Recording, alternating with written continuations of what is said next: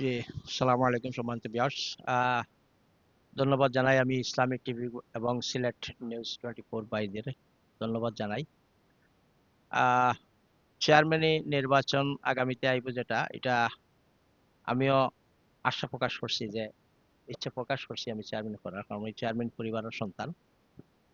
আর আমি বিএনপির রাজনীতির লগে সম্পৃক্ত দীর্ঘদিন। আমি ছাত্র রাজনীতি করে আইছি। আমি সাবেক উপজেলা ছাত্র দলের যুগ্ম আহ্বায়ক আসলাম। বর্তমানে আমি উপজেলা যুবদলের সিনিয়র যুগ্ম আহ্বায়ক এবং জেলা যুবদলের সদস্য। চেয়ারম্যান নির্বাচন তো প্রার্থী অনেকেই আছেন। আমার ভাইও দীর্ঘ 14 বছর চেয়ারম্যানই করেছেন 2 টার্মে, এবং 2 টার্মে চেয়ারম্যানিতে উনি বাংলাদেশের শ্রেষ্ঠ চেয়ারম্যানও নির্বাচিত হয়েছেন একবার। সিলেট বিভাগের মধ্যে 8 বার নির্বাচিত হয়েছেন শ্রেষ্ঠ চেয়ারম্যান। সেই আলোকে আমারও একটা ইচ্ছা আছে, আশা আছে যে ভাইয়ের যে নির্বাচনী পরবর্তীতে এলাকার উন্নয়নমূলক কিছু অসম্পূর্ণ কিছু কাজ আছে। বিগত প্রায় 20 বছর থেকে অনেকেই চেয়ারম্যানই করেছেন, কিন্তু এলাকার উন্নয়ন আমি সেভাবে দেখতে পাইনি। কারণ বিভিন্ন সময় বিভিন্নভাবে এলাকার উন্নয়ন থেকে এলাকার মানুষ বঞ্চিত হয়েছে। এলাকার অসহায় গরিব মানুষের সঠিক বন্টন পায় নাই, স্বচ্ছতা পায় নাই। ইউনিয়নের স্বচ্ছতা জবাবদিহিতা বলতে কিছুই ছিল না।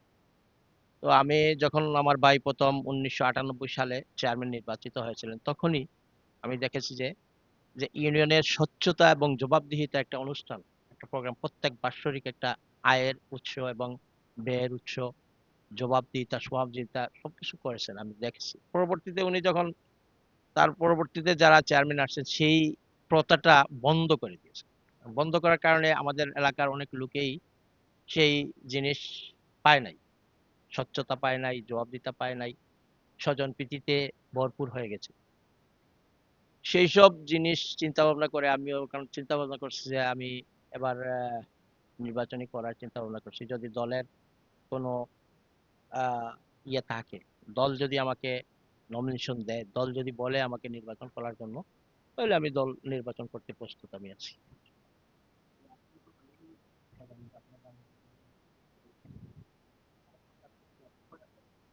হ্যাঁ, আমার বিভিন্ন অসমাপ্ত কাজগুলো আমি সমাপ্ত করার ইচ্ছা ইচ্ছা আমার আছে, সেটা যেটা আছে।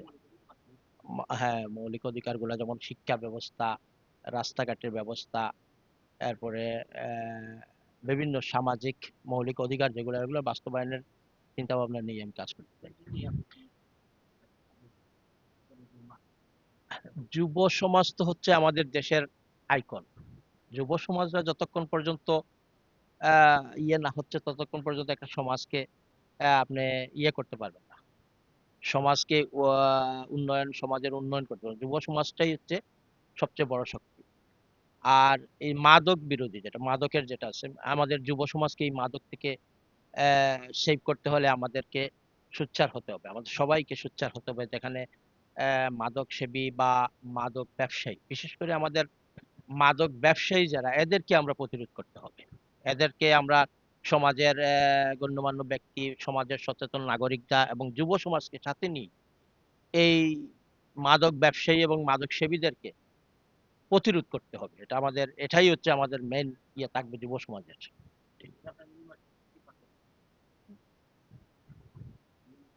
আমি ইউনিয়নবাসীকে এটাই বলতে চাই, আপনারা আগামীতে যে নির্বাচন আসবে, সেই নির্বাচনে একজন সঠিক, সৎ এবং নীতিবান একজন মানুষকে নির্বাচিত করেন, এটাই থাকবে আমাদের আবেদন।